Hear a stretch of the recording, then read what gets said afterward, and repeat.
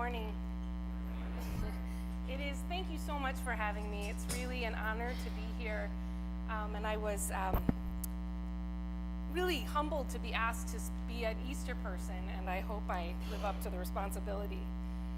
I actually never thought I'd be standing from this position speaking with all of you. My activism, I would say, began up here in these pews when I was in the church choir and looked over and realized there were no girl acolytes. And the power of community and organizing and getting the rest of the choir to refuse to sing until girls could participate was pretty powerful. Father Johnson at the time was a very patient man, and I appreciated that he came around and met with me and agreed. So many of you may know my history with Holy Comforter. I know that it was in the newsletter, but those of you that don't, the quick version is I was in kindergarten here with Mrs. Claddy, sang in the church choir, and was married here. So for me, speaking with all of you today is like coming home to a place where I knew love. Starting with Mrs. Claddy's class, where those of you that knew this incredible woman taught me joy and love and the gift of making up songs at any moment. In today's gospel, Jesus tells his disciples, and I believe one of his final parting lessons, love one another as I have loved you, so you must love one another. Again, Miss Claddy returns in my mind with the song she sang often, they will know we are Christians by our love, by our love. Yes, they'll know we are Christians by our love. When I read that, in reflecting on what I would talk about today, it became so clear why I do what I do, why I was called to be a nurse. Because at its very core of being a nurse is the practice of love. And when I say love, I mean love in action.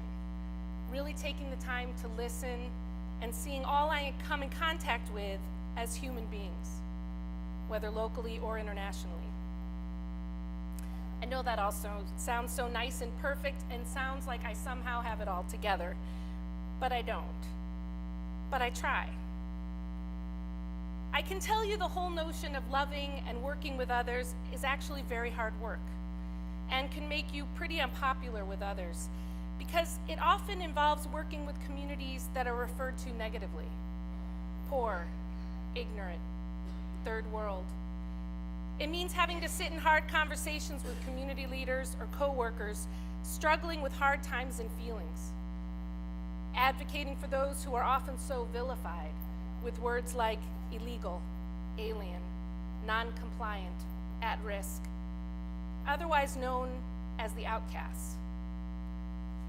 But isn't that what Jesus asked of all of us?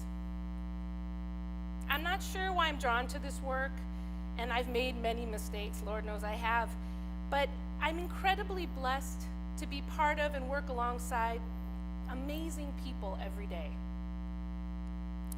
When I was in high school, I decided I wanted to be a nurse. So I wanted to volunteer and learn about community nursing. My parents thought that was great, but I'm sure they thought I'd be volunteering in the local pediatrician's office. Instead, I found a mobile clinic in Chicago that was run by Travelers and Immigrants Aid. I have to say before I continue, Gretchen and Vincent Quinn have always been really supportive of me, even though inside I know sometimes they may be freaking out. So I found myself in a van in Chicago under an expressway, giving people their tuberculosis medication, making referrals for people. But what really made an impression on me was working with youth my age, at that time 16 and 17 years old, who had symptoms of yeast infections in their mouth, spots on their face, extreme diarrhea, to find out that they were diagnosed as being HIV positive. And at that time, it was called gay cancer. I remember sitting with this man, young man, who, while we were waiting for the nurse to come back with his referral and medications, he began to tell me his story, how he was sleeping out in the streets, how he'd been kicked out of his home because his parents found out he was gay. And then he looked at me and said, the only thing I really want or need from my parents is to be loved, is to be listened to, is to be seen. Even 25 years later, I will never forget that. And I knew then that this is exactly what I wanted to be a part of. I wanted to be part of something that allowed me to listen, learn, and love from and with others that I didn't know or understand their realities. 5 years later, I found myself working in Cabrini Green, which many of you may know at the time was a housing project and now is pretty expensive condos. It was just after I graduated from nursing school, and with the same hopeful philosophy, I, at 21 years of age, new nurse, was doing home visits right after the ceasefire that was called between two rival gangs after a child was killed in the crossfire. So there's Kat from Wilmette, heading out with all the ideas and convinced I had the solutions. I remember my first home visit with a young single mom who again told me about her life. She had no support, was living with another mom. And as I sat and listened, I began to come up with all these great solutions for her problems. I was thinking daycare, mom support group, school, food vouchers, maybe college prep. And she was thinking food for the next day, diapers for her child, and bus fare. When I returned the following week with all of this great information, I was going to solve her problems. So here's where love and listening are tricky. Because what I learned is that although I felt I knew exactly what she needed and had the best intentions, her needs and plans were different than mine. At that moment, I should have scrapped my plan and reminded myself that it was not about me. But as I still am learning, this is a process. And I found myself getting annoyed and bothered that here I was wanting to help, listening and caring, and she didn't want my help. It was a few years later, but I realized in reflection that part of loving others is also making sure your agenda is in check, and that this process is not about me, but about those I'm working with. It sounds really easy, but it's really hard. After working in Chicago, I found myself living in Honduras with the help of seed money here from Holy Comforter. My husband John and I helped to start a home for orphan children who were infected with HIV. 20 years later, that home still continues and is being run by the Sisters of Mercy. I returned to Chicago, worked in a school-based health center, and finally came back to working in Latin America and Guatemala, where I worked with, and still do today, Concern America. What I found in my work with Concern America was the model and philosophy I had been learning through my life experiences at the time, but I just didn't know how to implement it. It's this radical notion that people that are the most materially impoverished, with lack of formal education and many struggles, have the solutions to their own problems. John, my husband, and I started as volunteers right when the peace accords were signed in Guatemala. And I remember that we were told the model of Concern America was to work with everyone: refugees, internally displaced, those that worked with the military, those that maybe were in guerrilla groups, which at the time was not heard of.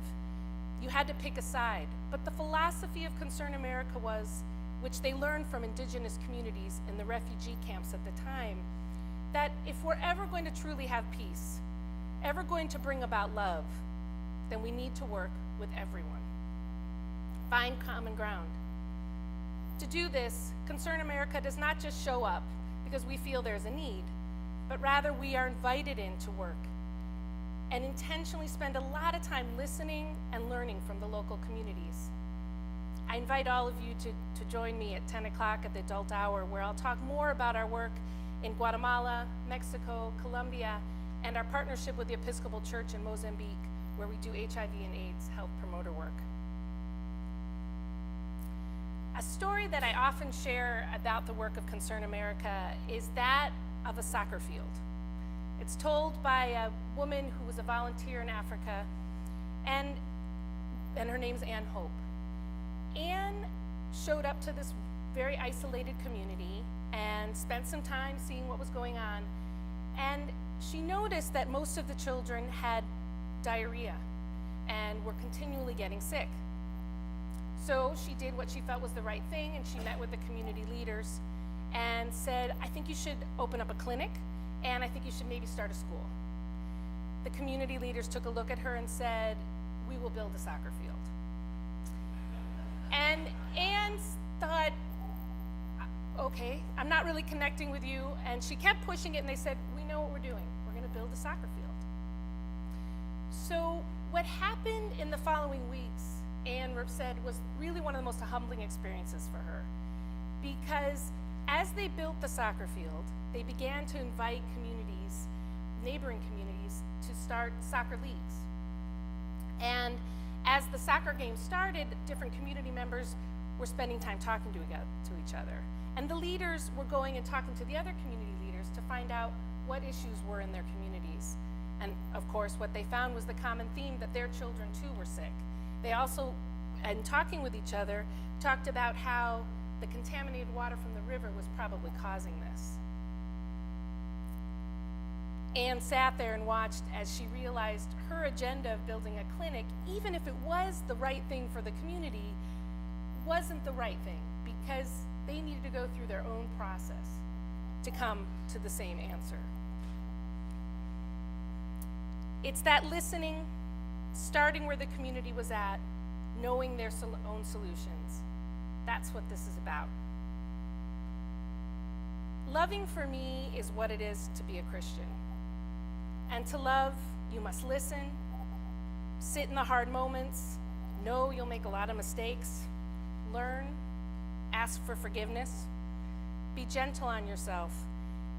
And ultimately, it's not just about seeing the end result, but rather who you're walking with that matters. I've been really blessed to have met people who've taught me along the way, many from this community. My family, my friends, my husband, and my children. And I'm sure for those who remember Father Russell Johnson, my grandfather, I'm sure he's somewhere here smiling down. I want to add too that the greatest activism I feel like I'm currently a part of is being a mom. And it helps me to remember what's really important in life. Love one another as I have loved you, so you must love.